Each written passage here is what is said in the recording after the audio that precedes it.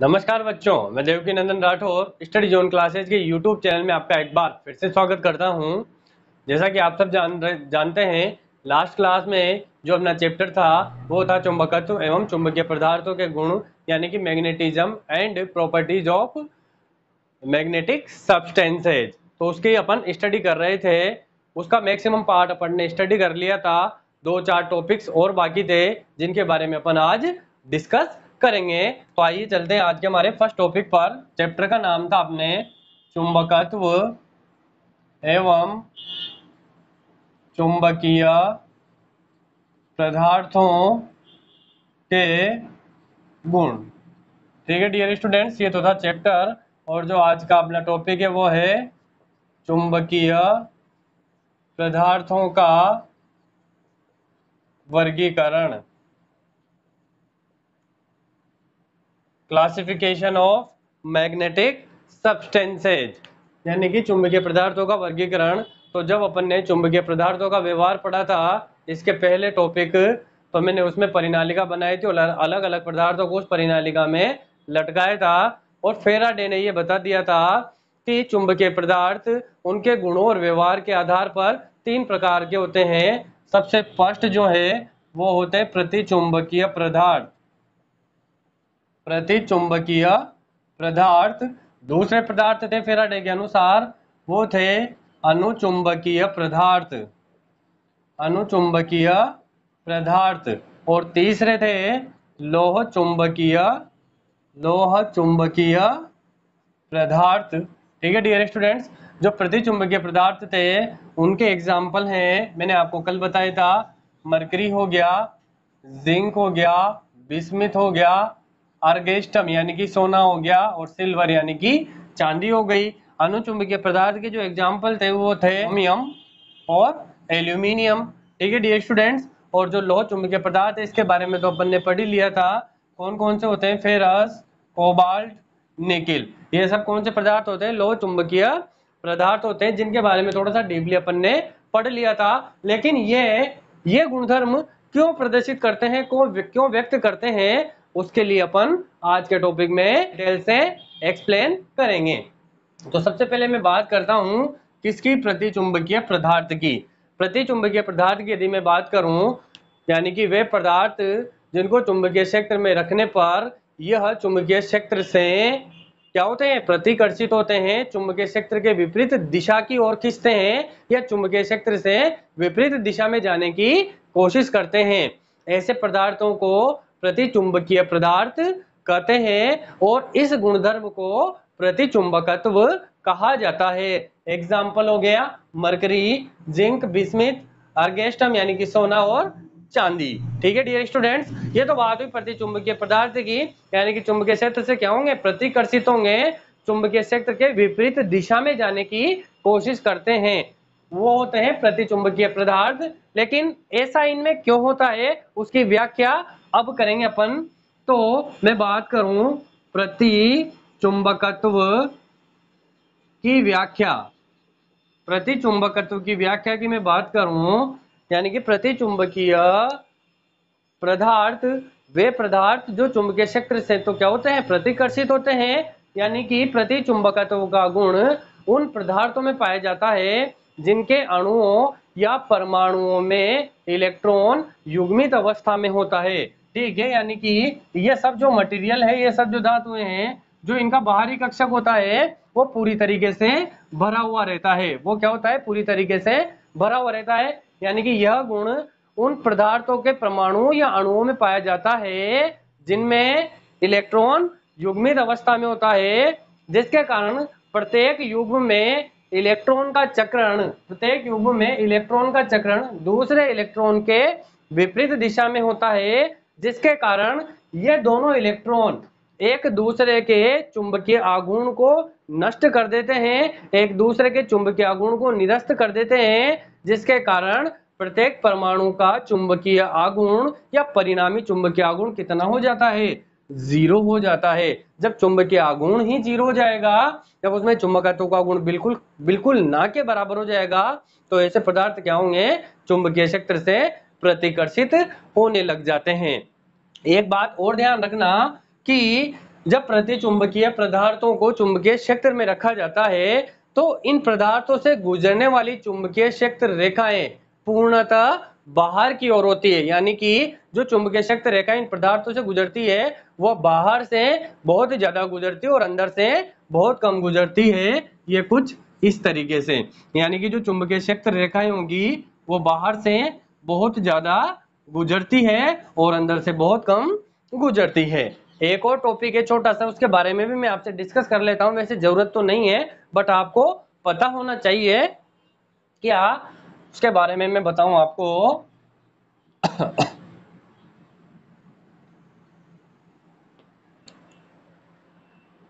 वो है प्रतिचुंबकीय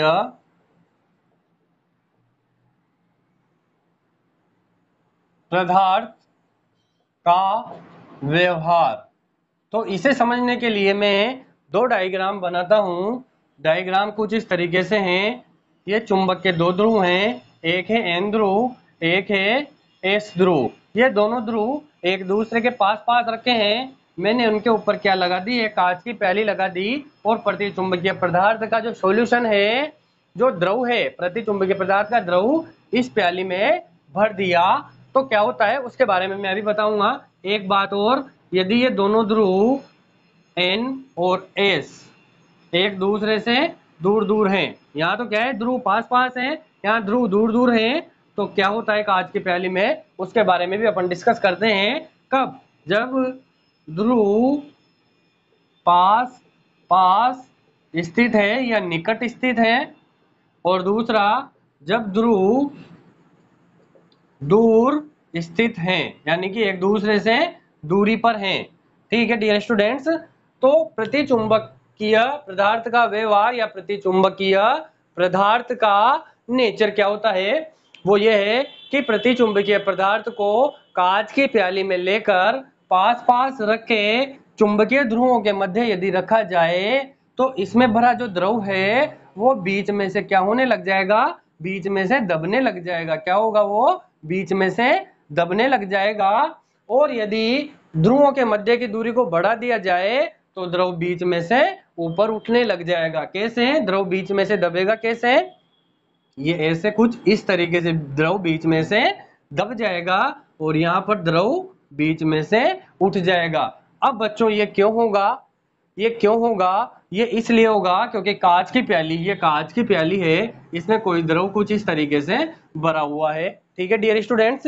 लेकिन मैंने यहाँ पर द्रव कौन सा भरा है, मैंने यहाँ पर जो द्रव भरा है वो प्रतिचुंबक की पदार्थ का द्रव भरा है। और नीचे क्या लगे हुए हैं, नीचे चुंबक के दो ध्रुव लगे हुए हैं। ठीक है डियर स्टूडेंट्स।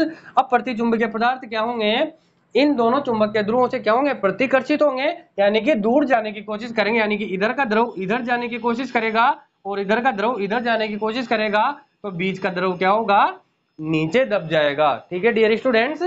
और यदि मैं ध्रुवों को बीच की दूरी को बढ़ा देता हूं, तो ध्रुवों के बीच की डिस्टेंस से इसे बढ़ा दूं, तो द्रव क्या होगा, ये वापस द्रव जो पहले इधर गया था वापस बीच में आने की कोशिश करता है, तो बीच वाला द्रव का पार्ट कुछ इस तरीके से उठ जाता है। ठीक है डियर स्टूडेंट्स, ये है प्रतिचुंबकीय पदार्थ का व्यवहार। ठीक है डियर स्टूडेंट्स।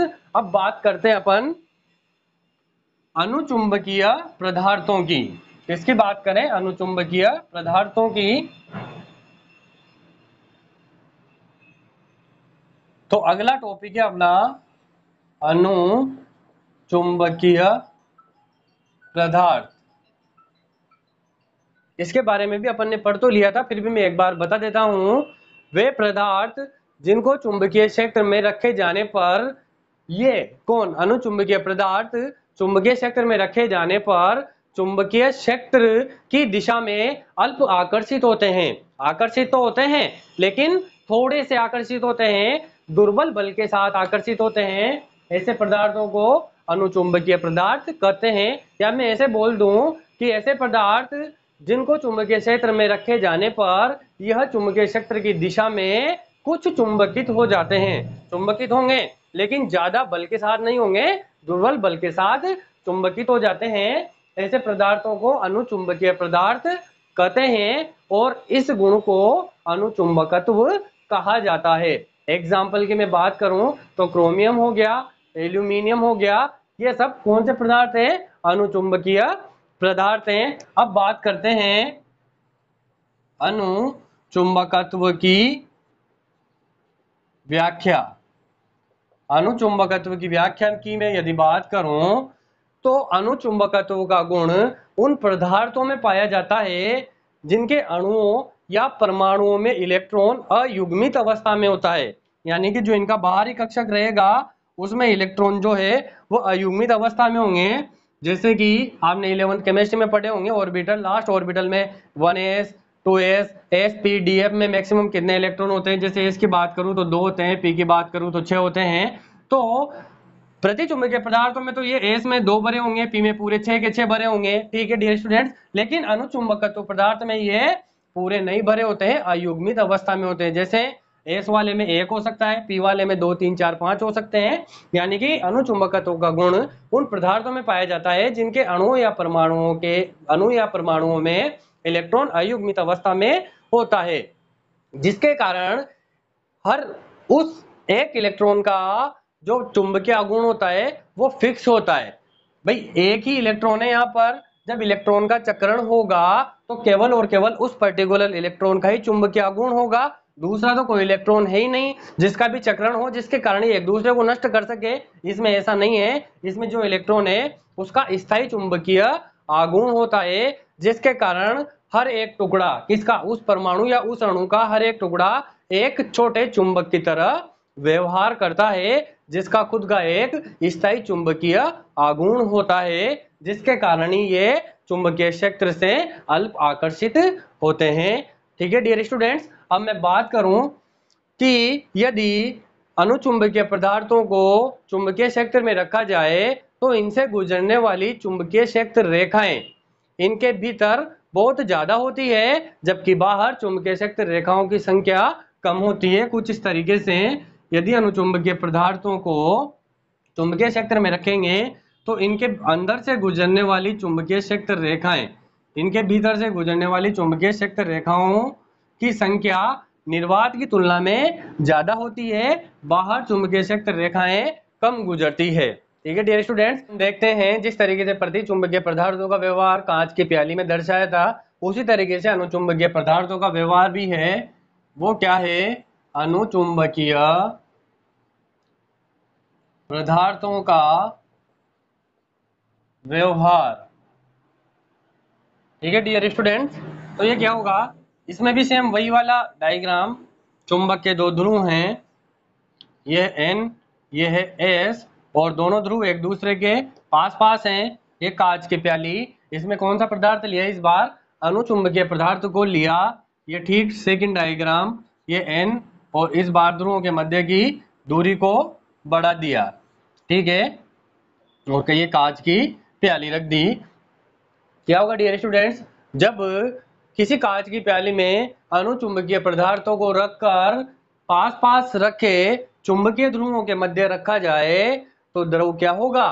क्या होगा बच्चों? क्योंकि अनुचुंबकीय पदार्थ क्या होते हैं, एक दूसरे की तरफ आकर्षित होते हैं, तो द्रव क्या होगा, यहाँ पर बीच में से उठ जाएगा, और यदि ध्रुवों के मध्य की दूरी को बढ़ा दिया जाए तो द्रव बीच में से नीचे दब जाएगा। ध्रुवों के मध्य यदि दूरी बढ़ा दूं तो द्रव बीच में से क्या हो जाएगा, नीचे दब जाएगा।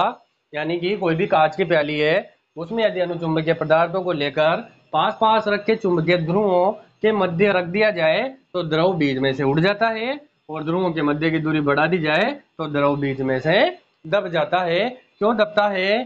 क्योंकि अपन जानते हैं कि अनुचुंबकीय पदार्थ क्या होते हैं, चुंबक से आकर्षित होते हैं, तो ये क्या होंगे, आकर्षित होंगे, एक दूसरे की तरफ आने की कोशिश करेंगे। जब आएंगे तो बीच का द्रव क्या होगा, ऊपर उठेगा, और यहाँ पर इसको अपन दूर बढ़ा देंगे तो द्रव नीचे फैलेगा, यहाँ से इधर साइड वाला द्रव नीचे जाएगा तो ये बीच वाला द्रव नीचे बैठ जाएगा। ठीक है डियर स्टूडेंट्स, अब अपन बात करते हैं अपना लास्ट जो पदार्थ है चुंबकीय वाला, वो है लौह चुंबकीय पदार्थ।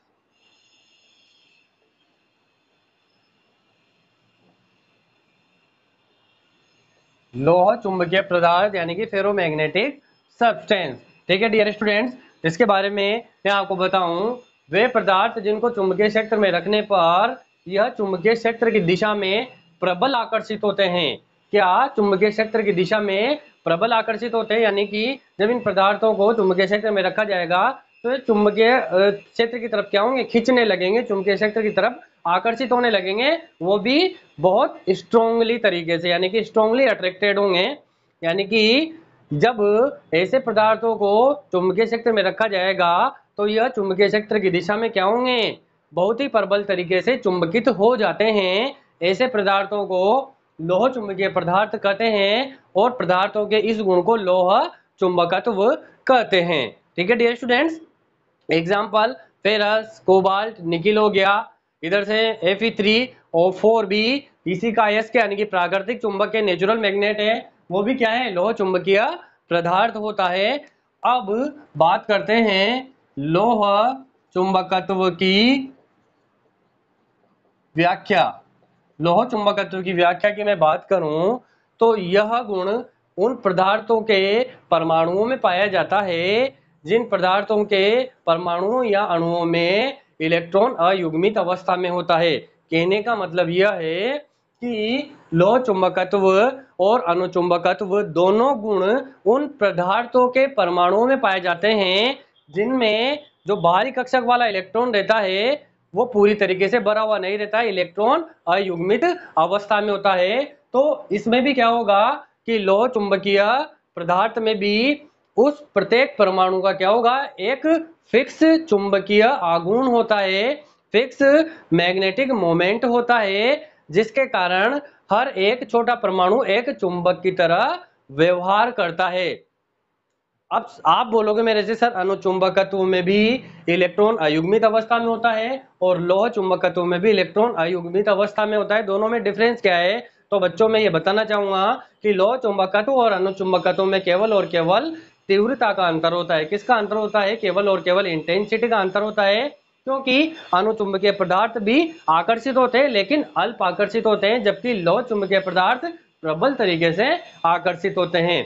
यानी कि लोह चुंबकीय पदार्थ के परमाणुओं के भीतर ऐसे छोटे छोटे छोटे छोटे प्रभावी क्षेत्र मौजूद होते हैं जिनसे उनका आकर्षण और ज्यादा बढ़ता है, और उन छोटे छोटे प्रभावी क्षेत्रों को बोलते हैं डोमेन। उन छोटे छोटे प्रभावी क्षेत्रों को बोलते हैं डोमेन। हर एक डोमेन का एक परिणामी चुंबकन होता है। और आपको याद रखने के लिए बता दूं, एक डोमेन में लगभग 10⁻11 परमाणु होते हैं। ऐसे बहुत सारे डोमेन इन लोह चुंबकीय पदार्थों के अंदर बन जाते हैं, जिसके कारण इनका चुंबकत्व बहुत ज्यादा होता है।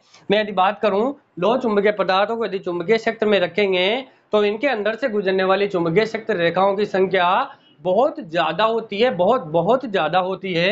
यानी कि इनके अंदर से गुजरने वाली चुंबकीय क्षेत्र रेखाएं बहुत ज्यादा होती है, जबकि बाहर चुंबकीय क्षेत्र रेखाओं की संख्या कम होती है। स्टूडेंट्स कि लोह चुंबकीय पदार्थों को जब चुंबकीय क्षेत्र में रखेंगे तो इनके अंदर से गुजरने वाली चुंबकीय क्षेत्र रेखाओं की संख्या बाहर के कंपैरिजन यानी कि निर्वात के कंपैरिजन में अत्यधिक होती है, बहुत ज्यादा होती है। अब इनके व्यवहार की तुलना भी कर लेते हैं अपन। सेम लोह चुंबकीय पदार्थों के व्यवहार की तुलना तो कैसे? वही चुंबक के दो ध्रुव हैं N और एक है S, यहाँ पे भी एक N है और एक है S। अब लोह चुंबकीय पदार्थों को कांच की प्याली में भरकर कहां पे रख दिया? इन दोनों ध्रुवों के मध्य रख दिया और यहाँ पर ध्रुवों के मध्य की दूरी को बढ़ा दिया। तो क्या होगा कि कांच की प्याली में लोह चुंबकीय पदार्थों को लेकर पास पास रखे चुंबकीय ध्रुवों के बीच में रख दिया जाए तो द्रव बीच में से अधिक ऊपर उठ जाता है, और यदि ध्रुवों के मध्य की दूरी को बढ़ा दिया जाए तो द्रव बीच में से अधिक नीचे दब जाता है। यानी द्रव ज्यादा नीचे दब जाएगा जब ध्रुवों के मध्य की दूरी बढ़ा देंगे, और जब ध्रुव पास पास है तो द्रव बीच में से अधिक ऊपर उठ जाएगा। क्यों ऊपर उठेगा अधिक? क्योंकि आप सबको बताया लोह चुंबकीय पदार्थ क्या होते हैं? प्रबल आकर्षित होते हैं। यानी कि इधर वाला द्रव और इधर वाला द्रव एक दूसरे के पास आने के लिए बहुत प्रबल तरीके से पास आएगा, तो ये जो बीच वाला द्रव ज्यादा ऊपर उठेगा और इनके मध्य की दूरी बढ़ते ही बीच वाला द्रव अधिक नीचे दब जाएगा। तो ये तो बात हुई बच्चों चुंबकीय पदार्थों के वर्गीकरण की, जिसमें 3 पदार्थ थे, प्रतिचुंबकीय, अणुचुंबकीय और लोह चुंबकीय पदार्थ। आई होप आपको समझ आ गया होगा।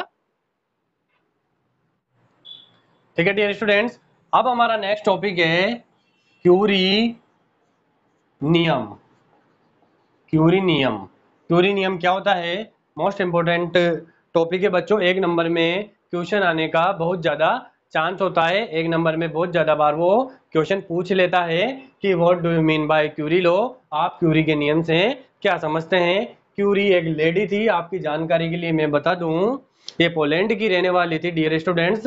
इनकी जीवनी बहुत ही संघर्षों से भरी हुई थी और ये इस टाइम पे एक सम्मान्य लेडी, अब तो खैर है नहीं, लेकिन इन्होंने अपने जीवन में इतने एक्सपेरिमेंट, यानी कि 2 एक्सपेरिमेंट ऐसे करे थे जिसके कारण इनको नोबेल प्राइज मिला था। और मैडम क्यूरी एकमात्र ऐसी लेडी है जिसको रसायन विज्ञान यानी कि केमिस्ट्री और भौतिक विज्ञान यानी कि फिजिक्स दोनों में नोबेल पुरस्कार मिला हुआ है। इनके पति का नाम था बच्चों पियरे क्यूरी। उनको भी इनके साथ फिजिक्स के क्षेत्र में रेडियो सक्रियता की खोज करने के लिए नोबेल प्राइज मिला था। और इनकी दो लड़कियां थी, उनको भी नोबेल प्राइज मिला हुआ है। बहुत अच्छी है इनकी जीवनी के बारे में आप देखना, या फिर नेक्स्ट टाइम जब कभी इनका नाम आएगा तो मैं उस वीडियो में आपको इनकी जीवनी के बारे में बताऊंगा कि इनके हालात कैसे थे, इनकी परिस्थितियां कैसी थी। उन परिस्थितियों से लड़ते हुए इन्होंने इतना बड़ा मुकाम हासिल किया कि मैं ऑनलाइन आपको इनके बारे में बता रहा हूं, आप ऑनलाइन इनके बारे में पढ़ रहे हैं, इनके बारे में अध्ययन कर रहे हैं। तो अपना टॉपिक है क्यूरी नियम। क्यूरी नियम की मैं बात करूं तो इस नियम के अनुसार लिख देता हूं, इस नियम के अनुसार अनुचुंबकीय अनुचुंबकीय पदार्थों की चुंबकीय प्रवृत्ति अनुचुंबकीय पदार्थों की चुंबकीय प्रवृत्ति परम ताप बोले तो एब्सोल्यूट टेम्परेचर, परम ताप के व्युत्क्रमानुपाती होती है। ठीक है डियर स्टूडेंट्स, यही क्यूरी का नियम है। यानी इस नियम में यह बताया अनुचुंबकीय पदार्थों की चुंबकीय प्रवृत्ति को लिखते हैं अपन काई एम से। काई एम इनवर्सली प्रोपोर्शनल टू किसके हो जाएगी, ताप के। यानी कि अनुचुंबकीय पदार्थों की किसकी, अनुचुंबकीय पदार्थों की चुंबकीय प्रवृत्ति परम ताप के व्युत्क्रमानुपाती होती है। मैं इसको हटाऊं तो एक स्थिरांक आएगा, क्या आएगा वो स्थिरांक, C अपॉन टी। यहाँ पर C जो है वो क्यूरी नियतांक है। C क्या है, क्यूरी नियतांक है। ठीक है डियर स्टूडेंट्स, यही क्यूरी का नियम है। अब यदि ये तो बात हुई अनुचुंबकीय पदार्थों की, ठीक है डियर स्टूडेंट्स, क्योंकि अनुचुंबकीय पदार्थों की चुंबकीय प्रवृत्ति परम ताप के व्युत्क्रमानुपाती होती है। ठीक इसी तरीके से लोह चुंबकीय पदार्थों की चुंबकीय प्रवृत्ति की ताप पर निर्भरता के लिए क्यूरी और वाइस, एक और वैज्ञानिक थे वाइस क्यूरी तूने ये काम क्यों नहीं किया, वो वाली क्यूरी नहीं, मैडम क्यूरी। इनको प्यार से बुलाते हैं सब मैडम क्यूरी के नाम से। क्यूरी और वाइस ने एक नियम दिया था, किसके लिए, लोह चुंबकीय पदार्थों की चुंबकीय प्रवृत्ति की ताप पर निर्भरता के लिए क्यूरी व वाइस ने एक नियम दिया था, जिसे क्यूरी वाइस नियम भी कहते हैं। क्यूरी वाइस नियम भी कहते हैं। ये नियम क्या कहता है कि लोह चुंबकीय पदार्थों की जो चुंबकीय प्रवृत्ति होती है वो किसके बराबर होती है, एक्स एम बराबर होती है C upon T minus T C के।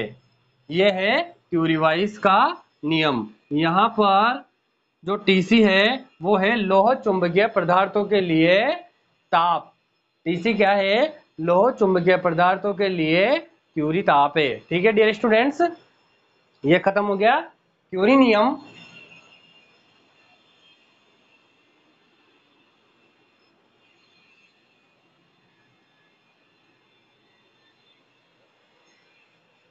अब अगला जो टॉपिक है अपना वो है क्यूरी ताप।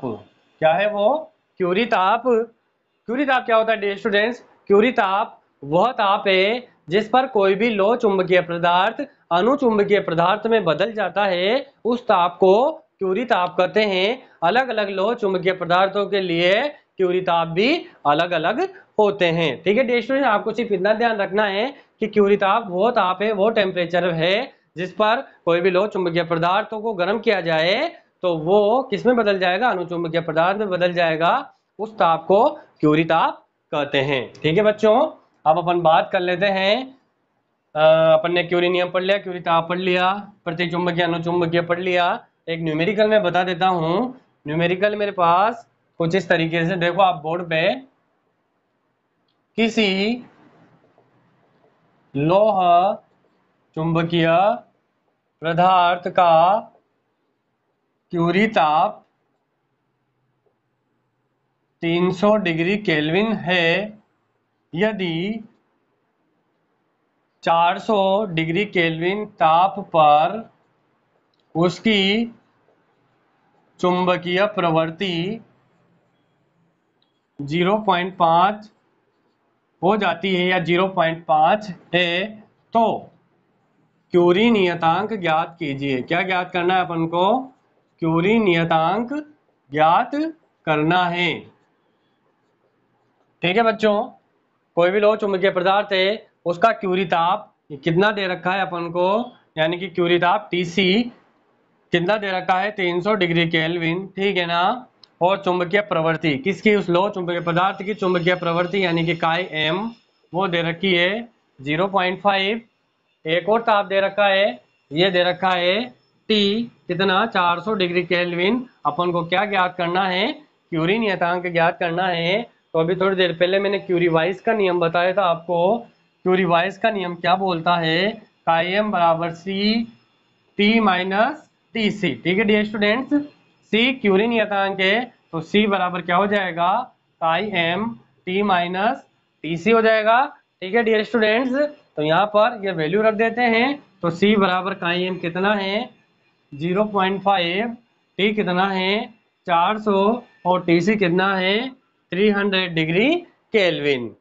तो यहाँ से C बराबर क्या आ जाएगा? 0.5, 400 माइनस 300 बराबर 100 और 0.5 को 100 से मल्टीप्लाई करेंगे तो कितना आ जाएगा? 50।